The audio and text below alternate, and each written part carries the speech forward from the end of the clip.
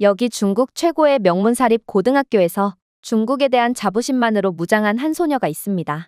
그녀는 한국은 중국의 문명과 기술을 배운 아직도 개발도상국을 전전하고 있는 국가라고 믿어왔죠. 하지만 한 번의 수학여행이 이 소녀의 인생을 완전히 뒤바꿔 놓았습니다. 한국은 그녀가 배워온 세계와 전혀 달랐고 결국 이 중국인 소녀는 어느 나라가 진짜 개발도상국이고 어느 나라가 진짜 선진국인지를 깨닫고 완전히 인생이 뒤바뀌게 됩니다. 그렇다면 한국으로 수학여행을 갔던 중국 소녀가 대체 어떤 경험을 했던 것일까요? 안녕하세요. 제 이름은 웨이라고 합니다. 저는 중국 상위 0.01%라고 부를 수 있는 집안에서 태어났습니다. 저희 아빠는 중국 중앙위원회 고위위원이셨고 엄마는 항저우의 민간 제약회사의 상속자였죠. 그야말로 저희 가족은 돈과 권력을 전부 가지고 있던 것입니다. 당연히 저는 중국 최고의 환경에서 자랐으며 최고의 교육을 받으며 자랐습니다. 그리고 그러한 교육 중 하나가 바로 한국은 가난하다는 거였죠. 어린 시절부터 저는 중국은 세계의 중심이라는 것을 배움과 동시에 한국은 중국의 원조를 구걸했던 개발도상국이자 중국 공장에서 불법 노동자로 일하고 중국 도시에서 설거지를 하고 저 같은 중국 엘리트의 신발을 문지르는 사람들이라고 배웠어요. 실제로 저는 최근에 중국에서 제작되었다는 한 다큐멘터리를 감상하게 되었는데요. 한국은 중국의 관대함 덕분에 비로소 폐허에서 일어났고 중국 교육과정에 따르면 한국인들은 한때 중국 황제에게 무릎을 꿇었다가 이제는 경제적, 정치적, 문화적으로 다시금 중국에 무릎을 꿇었다고 되어 있죠. 중국의 미디어도 마찬가지였어요. 한국의 유일한 수출품은 아이돌 그룹과 성형수술뿐입니다라고 국영방송에서 말하곤 했거든요. 한국의 경제는 무너지고 있습니다. 국민들은 우울해하고 있습니다. 그들의 젊은 세대들은 중국을 모방하는 데 집착하고 있습니다.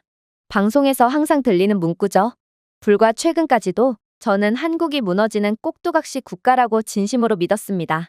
그랬기에 저희 학교 교장 선생님께서 올해 수학여행으로 한국을 방문할 것이라고 발표하셨을 때 제 분노는 이루 말할 수가 없었어요. 그래서 저는 그 자리에서 버럭 소리를 질러버렸죠. 저희 지역구보다 GDP가 적은 나라에서는 단 1초도 낭비하지 않겠어요. 하지만 담임 선생님은 교활한 미소를 지으며 몸을 숙여 말씀하시더군요. 웨이, 내 말이 맞아. 한국은 가난해. 하지만 너무 가난해서 모든 것이 저렴하지. 중국인인 우리는 그곳에서 왕족 취급을 받을 거야. 한국인들은 우리에게 집착하고 우리의 발전을 존경하거든. 잠시 현실에서 벗어나 중국인 관광객을 왕으로 여기는 한국에서 여유를 느끼는 것은 아주 좋은 선택이 될 거야. 그랬습니다. 이번 여행의 목적은 중국인인 저희가 얼마나 높은 곳에 있었는지를 상기시켜주는 여행이었고 공부에 지친 저희로 하여금 자존감을 충전시켜주는 여행인 모양이었습니다. 그렇게 저는 한국행 비행기에 오르기로 했습니다. 그리고 한국 출발 직전 선생님은 이렇게 말씀하시더군요. 한국인들은 중국의 발전을 존경합니다. 우리는 한국에서 왕족 취급을 받게 될 것입니다. 심지어 한국인들 중 일부는 중국어를 구사하기도 하죠. 진짜 문명이 어떤 것인지를 직접 보여주고 옵시다. 그래서 저는 한국인들의 기를 죽이기 위해 명품 짐가방에 각종 비싼 것들을 챙기고 디자이너 선글라스를 끼고 미끄러지듯 인천행 비행기에 올라탔습니다. 제가 보는 모든 것을 내려다볼 준비를 완벽하게 마쳤습니다. 하지만 인천공항에 도착함과 동시에 제가 믿었던 모든 것들은 산산조각이 나고 말았죠. 저는 낡고 회색인 건물과 무너진 인프라를 기대하며 창밖을 내다보았습니다. 하지만 대신 저를 맞이한 것은 유리였습니다. 구름 속으로 뻗어있는 유리탑. 실크 리본처럼 반듯하고 깨끗한 바닥. 심지어 어디에도 쓰레기 한 점 없더군요. 물론 소리치는 군중도 없었고 호객행위를 하는 상인도 없었습니다. 부드러운 오케스트라 음악, 다국어 안내 방송, 자동 청소 로봇만이 승객들 사이를 조용히 미끄러지듯 지나갈 뿐이었죠. 눈을 깜빡였어요. 이건 진짜일 리가 없었습니다. 한국에서는 공기조차도 비싼 냄새가 나는 것 같았거든요. 인천공항의 고급 대리석 바닥은 진짜였어요. 중국의 고급 쇼핑몰에서 사용하는 가짜 세라믹 광택이 아니었죠. 디지털 스크린은 OLED 액정이었고 저품질 보급형 액정이 아니었습니다. 중국과는 차원이 다른 미친 인프라의 최첨단 공항이었어요. 저는 아무 말도 하지 않았어요. 그냥 한국인들의 기를 죽이기 위해 일부러 챙겨온 디자이너 핸드백을 더 꽉 잡았을 뿐이에요. 왜 이 나라, 이 작고 가난한 한국이 저를 작게 느끼게 했을까요? 메인 터미널에 도착했을 때 외국인 여행객들로 둘러싸인 세련된 부스가 눈에 띄었습니다. 저는 호기심이 들었고 아마도 사기를 일삼는 한국인들은 외국인 여행자들을 상대로 고가의 심카드 사기를 치는 것이라고 예상하고 다가가게 되었습니다. 하지만 사기는커녕 빛나는 표지판에는 이렇게 적혀 있더군요. 한국에 오신 것을 환영합니다. 관광객을 위한 무료 스마트폰 대여 서비스입니다. 무료 스마트폰 대여라고요? 이건 말도 안 됐어요. 도대체 외국인에게 휴대폰을 무료로 대여해주는 나라가 어디 있다는 말인가요? 저는 비웃었습니다. 그건 아마 개인정보를 훔치려는 계략일 거예요. 저는 중얼거리며 한 발 물러섰습니다. 하지만 한 한국인 직원이 차분한 미소를 지으며 다가왔을 때 제 세상은 완전히 무너지고 말았습니다. 안녕하세요. 한국에 머무르실 때 무료 스마트폰을 지원받기를 원하시나요? 무료 통역 액세스, 실시간 여행 지원이 포함되어 있습니다. 출발 전에 공항 키오스크 어디에서나 반납할 수 있습니다. 눈을 깜빡였습니다. 분명히 말씀드리자면 중국에서는 누군가 무료를 제공하면 무조건 사기라고 볼 수 있습니다.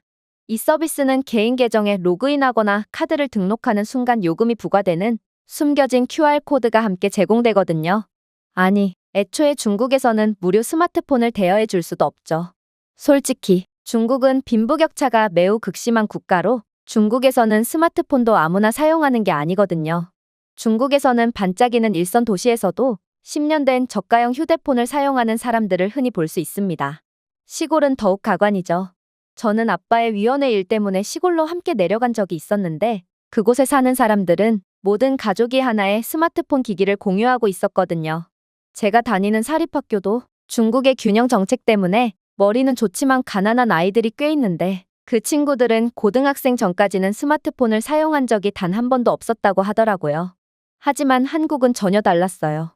한국에서는 초등학생부터 노인들까지 죄다 고가의 스마트폰을 사용하고 있었고 심지어 이곳 공항에서는 외국인들에게 플래그십 스마트폰을 무료로 나눠주고 있거든요. 하지만 제 의심의 눈초리를 본 한국인 직원은 영어를 구사하며 더욱 충격적인 주장을 해올 뿐이더군요. 가끔 외국에서 오신 손님들의 경우 이러한 한국의 스마트폰 대여 제도에 의문을 표하는 분들이 계시더라고요. 그러나 한국은 남의 개인정보나 빼가는 국가가 절대 아니에요. 그저 한국에 온 외국인들의 적응과 여행을 돕고 또 관광산업을 더욱 진흥시키고자 이 사업을 진행하는 것일 뿐이죠. 한국에서는 구글맵이 아닌 네이버 지도를 사용하고 또 우버 대신 카카오 택시 앱을 이용하죠. 저희는 스마트폰 대여 서비스를 통해 이로 인한 외국인 관광객들의 혼란을 예방하는 것일 뿐이에요. 또한 외국인은 이 스마트폰으로 한국 웹사이트 검색 및 한국 드라마와 음악 스트리밍 체험, 그리고 한국 전자상거래 플랫폼에서 쇼핑하기 등 한국과 관련한 다양한 경험을 할 수 있을 테고 이건 한국에 대한 국가 이미지 개선과 임시 방문객을 한국의 영구 팬으로 전환하기에도 충분할 테죠. 정말로 한국인 직원의 말처럼 한국의 천재적인 전략은 그대로 통한 모양이었습니다. 가난 탓에 최신형 스마트폰은 구경조차 못해본 몇몇 아이들은 마치 크리스마스 아침에 산타 할아버지를 본 아이들처럼 앞으로 달려갔거든요. 그리고 하나둘씩 그들은 매끄럽고 빠르고 힘으로 빛나는 깨끗한 삼성 스마트폰 기기를 건네받았습니다. 그리고 그들이 빛나는 눈으로 삼성 스마트폰을 작동시키는 모습을 본 저는 경악을 금치 못하고 말았죠. 삼성 스마트폰은 부팅 즉시 지연 없이 전원이 켜졌고 유튜브에서도 4K 동영상을 재생했음에도 전혀 끊김이 없었거든요. 말도 안 됐어요. 저는 아빠의 국산품 애용 강요 때문에 화웨이 스마트폰을 사용하고 있는데 이 스마트폰은 플래그십 모델임에도 720픽셀 동영상도 버벅대며 제대로 지원되지 않거든요. 심지어 중국에서는 인프라 불안정성 때문에 가정집 내부의 개인 와이파이도 수시로 끊기지만 한국은 공항에서조차 초고속에 안정된 와이파이를 무료로 제공하고 있었기에 동영상은 절대로 끊기지 않더라고요. 도대체 누가 가난한 국가란 말인가요? 저는 점점 목이 조여졌습니다. 하지만 정말로 충격적인 점은 따로 있었어요.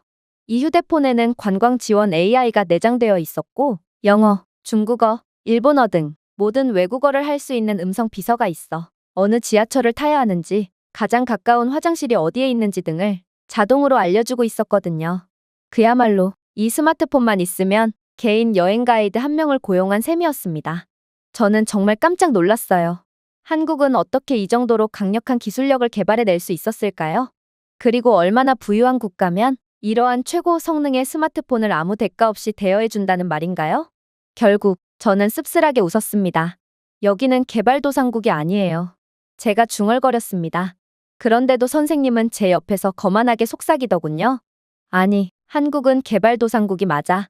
너무 신경 쓰지 마, 웨이. 여기는 그저 공항일 뿐이야. 외국인들을 위해서만 운영되는 곳이지. 진짜 한국은 처절한 모습만이 펼쳐져 있을 뿐이야. 아니, 이 정도 수준을 가짜로 만들 수 있다고요? 모든 것이 완벽하게 작동하는 곳에 있다는 느낌을 가짜로 만들 수는 없습니다. 그게 가능했다면 왜 중국은 한국처럼 하지 못하고 있단 말인가요? 하지만 선생님은 너무나도 완고했고 결국 저는 혼란스러운 태도로 선생님을 따라 이동하게 됩니다. 일단 저는 권력자의 자녀인 엘리트 학생 중 한 명이었기 때문에 일반 그룹과는 별도로 특별한 일정을 배정받았습니다. 저는 대부분의 학생들이 타는 스쿨버스를 타는 대신 다른 특권층 학생 몇 명과 함께 개인 렌터카를 타고 한국을 여행하기로 했거든요. 그래서 저희는 공항에서 곧바로 렌터카 사무실로 향하기로 했습니다. 그런데 선생님이 갑자기 얼굴이 새파래진 채 외마디 비명소리를 지르시더군요. 젠장, 실수로 렌터카 예약을 안 하고 한국에 와버렸어. 이를 어쩐다. 큰일이었습니다. 중국에서 렌터카를 예약하는 건 엄청나게 번거로운 과정을 거쳐야 한다는 것을 의미하기에 그만큼 선생님의 실수는 치명적이었거든요. 중국에서는 서로가 서로에게 사기를 치는 게 너무나도 당연하게 여겨지므로 렌터카 같은 신뢰 기반의 거래를 할 때는 굉장히 번거롭고 시간이 많이 걸리는 절차를 거쳐야 합니다. 그리고 저는 중국에서 자랐기에 한국도 중국과 마찬가지의 상황이 펼쳐져 있을 거라고 생각했으므로 저는 이번 여행은 택시로 해야 하나 싶어 잔뜩 표정을 구겼습니다. 안 그래도 명품 짐들로 도배를 해왔는데 택시는 너무 번거로울 것 같았거든요. 그러나 그렇게 혹시 몰라 도착한 공항 렌터카 사무실에서 저희는 일동경악을 할 수밖에 없었습니다. 한국 렌터카 사무실 직원은 저희에게 별 질문조차 하지 않고 그저 따뜻한 미소를 보낼 뿐이었거든요. 그러면서 저희는 여권 및 비자 서류 스캔을 통해 정보가 자동으로 채워진 태블릿을 넉놓고 바라보며 그 즉시 차키를 받을 수 있었습니다. 정말로 그게 다였어요. 중국에서 흔히 볼 수 있는 절차인 신원 조회나 의심스러운 눈빛, 그리고 몇 시간의 서류 작업 및 며칠의 심사 대기는 전혀 존재하지 않았죠. 이건 말도 안 되는 상황이었기에 저는 결국 참지 못하고 질문을 건네고 말았습니다. 은행 명세서를 요구하지 않으시네요? 얼굴 스캔 및 보증도요? 도대체 뭘 믿고 이러시죠? 저희가 두르고 있는 명품 때문인가요? 저는 조심스럽게 물었습니다. 그러자 한국인 직원은 매우 혼란스러워 하더군요. 마치 자신이 어디서부터 설명해야 할지 모르겠다는 듯 말이에요.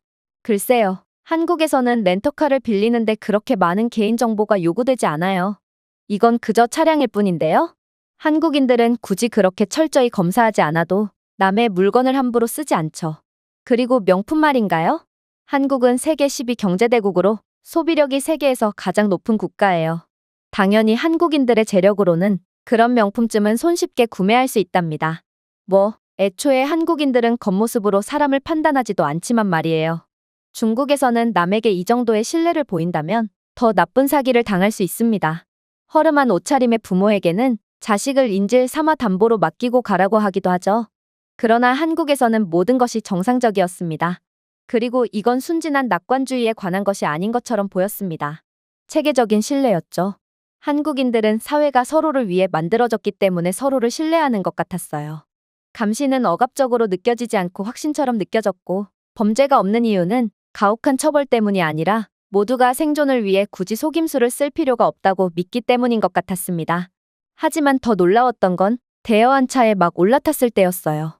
일단 한국의 렌터카는 함께 쓰는 공용의 차임에도 불구하고 상상 이상으로 깨끗했고 또 모든 좌석에는 뒷줄을 포함한 개별 온도 조절 기능이 있어 상당히 편리했거든요. 심지어 제가 배운 것과는 달리 한국은 기술적으로 매우 뛰어난 국가인지 이 한국산 차량의 대시보드는 완전히 디지털화되어 있었고 부드러운 UI 디자인으로 중국어까지 지원해 주더라고요. 하지만 선생님은 여전히 한국을 인정하려 하지 않았습니다. 이것 봐. 한국 차량 안에서 중국어 설명이 나오잖아? 이런 부분만 봐도 한국은 중국을 존경한다는 것을 잘 알 수 있지. 어쩌면 모든 한국인들은 중국인이 되고 싶어 하고 있을지도 몰라? 중국은 한국처럼 할 수 있는 기술력이 부족하기 때문이라는 것을 선생님은 절대로 인정하지 않으셨어요. 하지만 이런 선생님과는 달리 저보다도 한국을 더욱 무시하던 다른 친구들조차 이제는 한국을 인정하기 시작했죠. 중국의 공용 차량에서는 곰팡이와 담배 냄새가 나고 부러진 백미러가 덕트 테이프로 칭칭 감겨 있을 뿐이야. 하지만 한국의 차량에서는 부드러운 방향제 냄새만이 가득해. 그리고 안전벨트는 또 얼마나 부드럽고 편리한지. 이건 안전벨트가 없거나 값싼 밧줄로 대체되어 있는 중국 렌터카와는 너무도 비교되지. 비상 버튼은 또 어떻고? 중국에서는 그저 글러브 박스에 있는 비상 물병을 휴대용 소변기로 사용하지만 한국은 비상 버튼뿐만 아니라 응급 버튼을 누르면 응급 서비스에 연락하여 위치를 공유하고 음성 안내 안전 프로토콜까지 받아보는 기능이 존재해. 도대체 이게 어떻게 가난한 나라의 시스템일 수가 있단 말이야? 이건 정말 말도 안 돼. 그러나 선생님은 애써 친구들의 외침을 무시한 채 황급히 시동을 걸 뿐이었어요. 그러자 내장되어 있던 AI 내비게이션이 말을 걸어오더군요. 가장 빠른 도로를 원하시나요? 아니면 해안 경관이나 아름다운 관광지를 거치면서 이동하고 싶으신가요? 한국의 GPS 및 AI 기술은 이미 상상을 초월하는 수준에까지 이른 상황인지 개인에 맞춤화된 최적화 코스를 선택할 수 있던 거였습니다. 저는 선생님을 힐끗 쳐다보았습니다. 선생님은 말문이 완전히 막혀버리셨는지 내비게이션의 질문에 대답조차 안 한 채 신경질적으로 주행을 시작하더군요. 저는 좌석에 편하게 기대며 이번 여행을 즐기기로 했습니다. 어쩌면 한국은 제가 생각했던 것 이상의 경험을 선사해 줄 수도 있을 거라고 생각했고, 그렇게 긴장이 풀리며 제 눈은 점점 감기기 시작했죠. 그렇게 얼마간의 시간이 흘렀을까? 저는 웬 경보 울림에 눈을 번쩍 뜨게 되었습니다. 그리고 그 정체는 한국 자동차의 어댑티브 크루즈 컨트롤이더군요. 운전자의 피로가 감지되었습니다. 휴식을 취할 수 있도록 해주세요. 알고 보니 선생님은 졸음 운전을 하고 있었고 앞 차량을 거의 박을 듯 위태롭게 운전했기에 경보가 울렸던 거였습니다. 저는 다급하게 선생님을 깨웠어요. 그러나 선생님은 도대체 무슨 자신감인지 계속해서 자신은 졸지 않았다며 항변을 하더군요. 나는 졸지 않았어. 그리고 운전을 하면서 조금 졸 수도 있지. 왜 그렇게 호들갑이야? 중국에서는 졸음운전이 매우 흔하고 열심히 일하다가 운전을 하다 보면 조금 졸 수도 있는 거야. 그리고 모든 중국인들은 관대하기에 졸음운전자를 이해해주지. 한국은 왜 이렇게 야박한 거야? 저는 학생들의 목숨을 담보로 졸음운전을 합리화하는 선생님의 태도에 학을 떼고 말았습니다. 그러나 선생님의 이러한 호기로운 태도와는 달리 그녀는 뻔뻔하게도 말을 마치자마자 여전히 꾸벅꾸벅 졸 뿐이었고 이제는 제가 소리를 질러봐도 묵묵부답이더군요. 정말로 선생님은 아예 의식을 완전히 잃어버렸는지 그대로 앞 차량을 받기 일보 직전이었는데요. 결국 저는 공포의 비명소리를 지르며 두 눈을 꼭 감았습니다. 그때 놀라운 일이 벌어지기 시작했어요. 바로 금방이라도 앞 차량과 추돌을 할 것만 같던 차량은 추돌 일보 직전에 앞 차량과의 거리를 벌리고 여유롭게 운전을 하기 시작했거든요. 선생님의 비몽사몽한 표정을 보니 이건 선생님의 운전이 아닌 것 같았기에 저는 귀신이 운전을 하기라도 한 건가 싶어 완전히 넋이 나가고 말았습니다. 그런데 알고 보니 저희의 목숨을 구해준 건 다름 아닌 한국의 기술력이더라고요. 추돌 직전 한국의 크루즈 컨트롤 기술은 선생님의 졸음운전을 감지한 뒤 운전대를 자동으로 넘겨받았기 때문인데요. 크루즈 컨트롤은 앞 차량과의 거리를 감지하고 속도를 부드럽게 조절한 후 차선 중앙으로 부드럽게 차체를 움직였던 거였습니다. 그러나 선생님은 저희의 목숨을 앗아가 버릴 뻔했음에도 아직도 정신을 못 차리더군요. 선생님은 괜히 뻘쭘했는지 허세를 부리며 난폭 운전을 하기 시작했거든요. 하지만 선생님의 난폭 운전은 얼마 가지 못했습니다. 이런 젠장, 도대체 왜 한국에서는 내 마음대로 운전할 수가 없는 거야? 중국인들은 마음이 넓고 자유로우니 차선 두 개를 몰며 여유롭게 운전하는 건 중국에선 당연하게 여겨지는데 도대체 왜 한국에서는 이게 불가능한 거냐고. 그랬습니다. 이 차에는 차선 유지 보조 기능이 있었는데 이는 무모한 운전을 방지하는 AI 기반 시스템이었습니다. 선생님이 두 차선을 몰며 난폭하고 이기적으로 운전하자 차량 내부의 시스템은 선생님에게 계속해서 경보를 울리며 경고했기에 선생님은 참다 못해 자동적으로 한 차선만을 몰며 정상적으로 운전을 할 수밖에 없게 되었죠. 억압적이야. 중국에서는 자유롭게 운전한다고. 한국은 자유가 없는 국가인 게 분명해. 도대체 차선 유지 경보를 끄는 기능은 어디에 있는 거야? 솔직히 저는 자유를 누릴 만한 수준이 안 되는 선생님 같은 사람들이 많은 중국에서는 제발 한국과 같은 기술력으로 이들의 방종을 통제해 주었으면 하는 바람을 갖기도 했어요. 중국 도로에서는 이러한 자기 자신만 아는 주행으로 끊임없는 사고가 발생하고 있거든요. 아무튼 저는 또다시 사고를 막아준 한국의 기술력에 감사하며 한국을 마치 신처럼 생각하게 됩니다. 그럼에도 선생님은 계속해서 끊임없이 불평을 하며 계속해서 저희의 심장을 철렁이게 하긴 했어요. 그녀는 마치 한국의 단점을 어떻게든 찾으려는 듯 끊임없이 불평불만을 제기했거든요. 제기랄, 이 카메라들. 어디에나 있어. 속도 제한, 차선 보저. 이게 뭐야? 왜 나를 가만히 놔두지 않는 거야? 여기 북한 아니야? 정말 웃음이 절로 나왔습니다. 사실 카메라는 중국에 더욱 많습니다. 문제는 쓸데없는 곳에만 있다는 것이죠. 안전을 위해서가 아니라 얼굴을 스캔하고 걸음걸이를 추적하며 모든 정보는 중국 정부로 넘어갑니다. 하지만 정작 정말로 CCTV가 필요한 고속도로에는 거의 존재하지 않습니다. 그러나 여기 한국에 있는 카메라는 달랐어요. 한국의 카메라는 사람들을 보호하기 위한 것입니다. 속도 제한 카메라와 AI 모션 인식 카메라는 도로 위에서의 비상 상황을 자동적으로 감지하여 빠르게 조치를 취함으로써 피해 확산을 방지하고 있거든요. 선생님은 중국 고속도로에서는 시속 160km가 최소 속도이며 술을 마시며 운전을 해도 아무도 신경 쓰지 않고 사고가 일어나지 않는데 한국처럼 모든 것을 통제하는 것이 곧 이들의 불안전성을 뜻하는 게 아니냐며 고성을 내질렀지만 적어도 저를 비롯한 다른 친구들은 이런 망나니 같은 선생님을 막아준 한국의 감사를 느낄 뿐이었죠. 중국에서 자유는 규칙도 없고 안전도 없으며 결국 도랑에서 죽게 된다는 뜻이지만 한국은 자동차나 시스템이 묻지 않아도 생명을 구할 수 있을 만큼 똑똑했거든요. 저희가 고속도로 톨게이트를 지날 때도 절대로 빼놓을 수가 없을 것 같은데요. 선생님은 뜬금없이 톨게이트에 차를 세운 뒤 또다시 화를 내기 시작했거든요. 요금소 직원들은 대체 어디에 있어? 누가 우리 요금을 가져갈 거지? 한국인들은 이렇게나 나태하고 책임감이 없어서야 되겠어? 요금을 징수할 직원이 낮잠을 자러 가버리다니 말이야. 하지만 이내 우스꽝스러운 상황이 펼쳐졌죠. 선생님의 정차 때문에 뒷차들이 지나갈 수가 없었고 그렇게 뒷차에 한국인들이 나와 자초지종을 설명해주기 시작했거든요. 네? 톨게이트에 현금을 지불한다고요? 한국은 이미 10수년 전에 통행료 시스템을 완전히 디지털화했고 우리는 이제 더는 현금을 사용하지 않아요. 자동차는 센서 아래를 통과하기만 하면 요금이 자동으로 차감되거든요. 도대체 당신은 어떤 시대를 살고 있는 건가요? 그의 말에 선생님은 그저 얼굴이 새빨개진 채 대꾸도 안 하고 도망갈 뿐이었습니다. 그렇게 선생님은 한국의 단점을 찾다가 완전히 지쳐버렸는지 이제는 체념한 채 조용하게 운전을 할 뿐이었어요.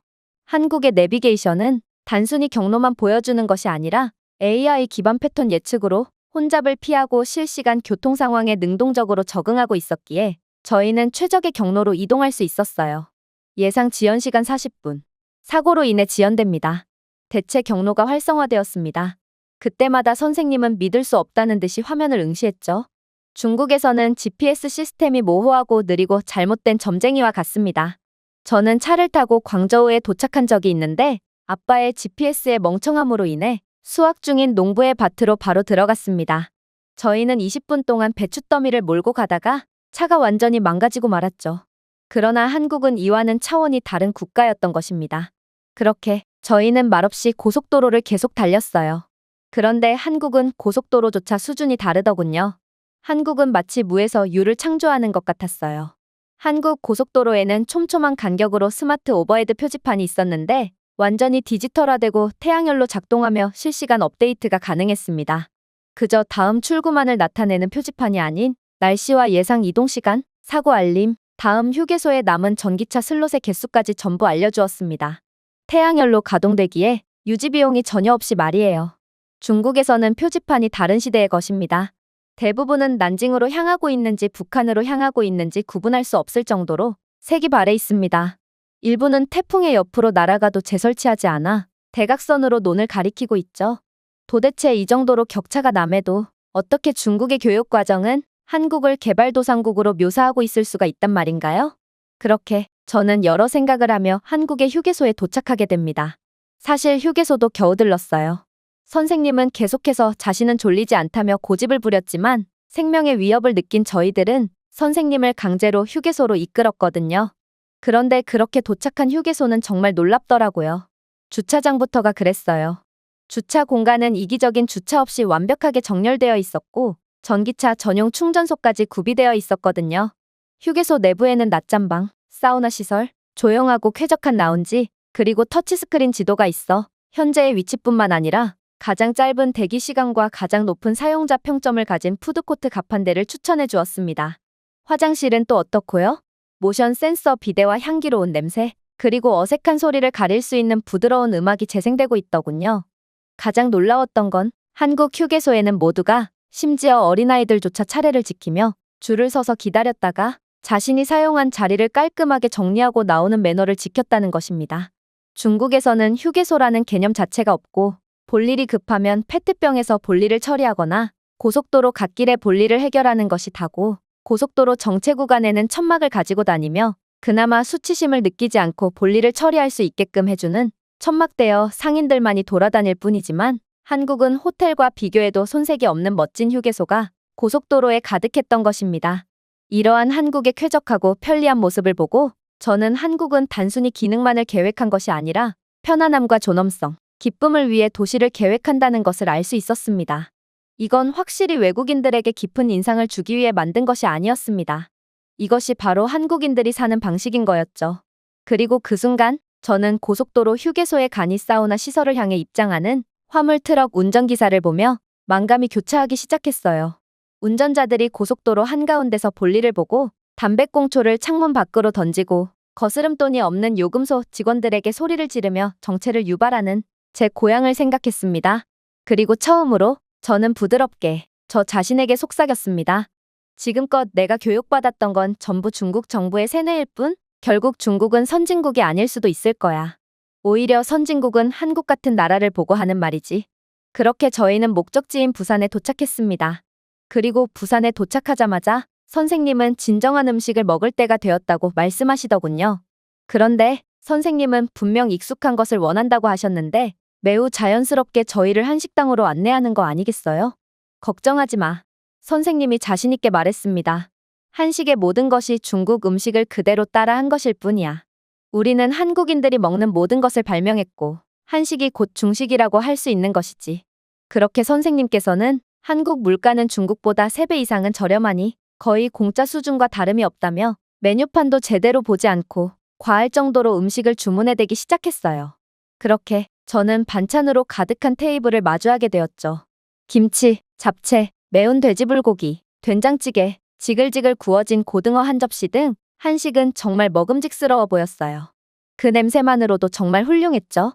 저 또한 중국의 정규 교육 과정을 통해 한식은 중식을 그대로 따라한 것일 뿐이라고 배워왔기에 저는 중식의 우수성에 대한 자부심을 아는 채 음식을 비워갔죠. 따뜻한 밥 한 숟가락을 집어 쌈장에 담근 후 삼겹살과 상추를 넣고 한 입 베어 물었을 때의 풍미는 정말 완벽이라는 말도 부족할 정도로 최고였어요. 한편 선생님은 김치찌개를 한 입 먹고 다음과 같이 선언하더군요. 이것은 그냥 중국 전골 그 자체네. 한국인들은 참 양심도 없어. 잡채는 중국 볶음면에서 훔친 게 분명해. 삼겹살? 이건 그냥 중국의 구운 돼지고기 볶음의 모조품일 뿐이야. 봐봐. 그녀는 계속해서 자랑스럽게 말했습니다.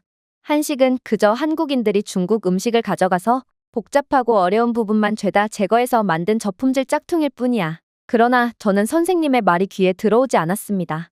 오히려 저는 선생님이 조금 더 떠들어줬으면 하는 바람을 가졌죠. 그만큼 저는 선생님의 목까지 더 많은 음식을 먹을 수 있었거든요. 저는 3번째 상추쌈을 싸서 속삭였습니다. 누가 이걸 발명했는지는 상관없어요. 맛있으면 장땡이죠. 그렇게 선생님은 실컷 떠드느라 식사조차 제대로 못한 채 음식들이 전부 사라졌습니다. 그리고 계산을 해야 할 때가 다가왔을 때 저희는 그 자리에서 경악을 할 수밖에 없었죠. 왜냐하면 계산서에는 말도 안 될 정도로 높은 금액이 적혀 있었기 때문입니다. 이건 이상했어요. 분명 선생님의 말씀으로는 한국은 가난한 개발도상국이기 때문에 그만큼 물가도 상상을 초월할 수준으로 저렴하고 중국에서의 한 달 생활비로 한국에서 1년은 생활할 수 있을 정도라고 했거든요. 그래서 저는 환전 과정이 번거로울까봐 일부러 현금도 거의 가져오지 않은 상황이었고 카드는 아예 해외 결제 자체가 불가능한 카드밖에 없었어요. 그리고 이건 모두가 같은 상황이었죠. 하지만 이곳 식당은 그저 비싼 곳도 아닌 평범한 식당이었음에도 중국보다 2배 이상은 비싼 물가를 자랑하고 있었습니다. 선생님은 결국 패닉에 빠졌어요. 이건 내 월급보다 많잖아. 어떻게 이런 큰 금액을? 분명 한국인들도 이 정도 금액은 도저히 감당하지 못할 거야.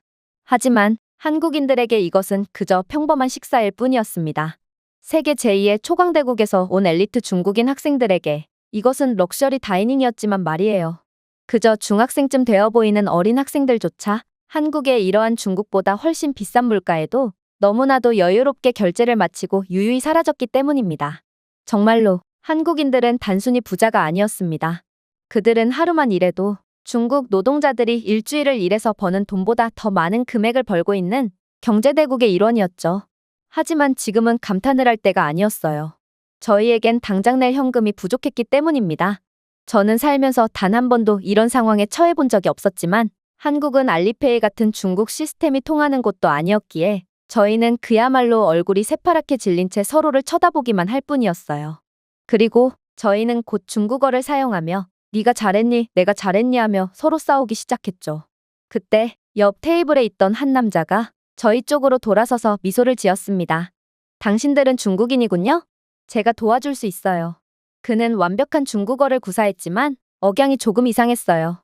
어쩌면 선생님이 말씀하셨던 한국인들은 중국인이 되고 싶어 중국어를 배우려고 혈안이 들어있다는 말이 맞을 수도 있었어요.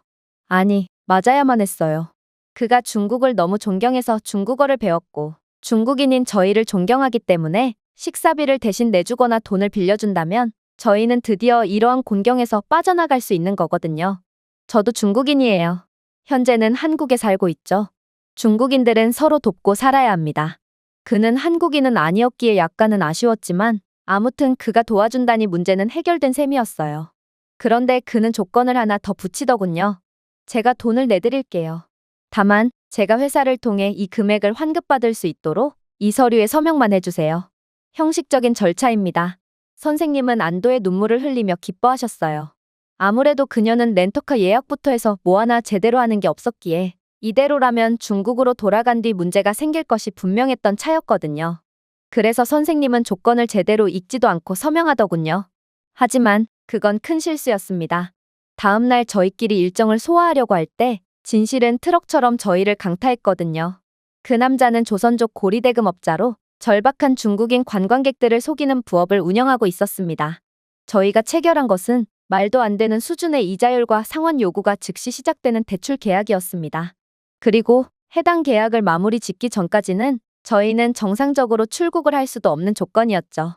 한국 사기꾼이 아니었습니다. 한국에 거주하며 동포 중국인을 착취하는 중국인이었죠. 그렇게나 한국은 사기의 국가이고 중국이야말로 뜨거운 우정이 가득한 국가라며 입에 침이 마르도록 떠들어댔던 선생님은 믿었던 동포에게 배신당한 상황에 그렇게 얼굴이 하얗게 질린 채 얼이 빠져버렸습니다.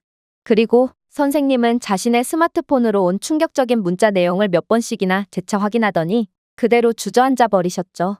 솔직히 어찌어찌 십시일반 최대한 있는 돈을 모은다면 저희는 굳이 중국인 업자의 도움을 받지 않아도 됐어요.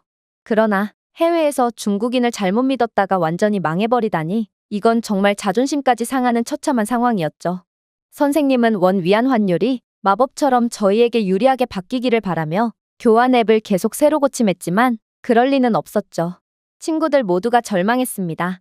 저는 그저 침묵했어요. 이게 다 자업자득인 것 같았거든요. 우월감을 느끼기 위해 한국에 왔습니다. 그러나 이제 고리대금업자에게 돈을 빌리지 않고는 밥 한 그릇도 살 수 없습니다. 하지만 더욱 안타깝게도 이런 저희를 도와줄 사람은 아무도 없었어요. 한국인들이 과연 외국인인 저희를 도와주긴 할까요? 한국인이 중국인을 존경한다느니 하는 말은 이제 전부 새빨간 거짓말이라는 것을 알게 된 저는 한국인들에겐 저희를 도와줄 이유가 전혀 없다는 것을 알게 되었습니다. 하지만 바로 그때 무슨 일이 일어났습니다.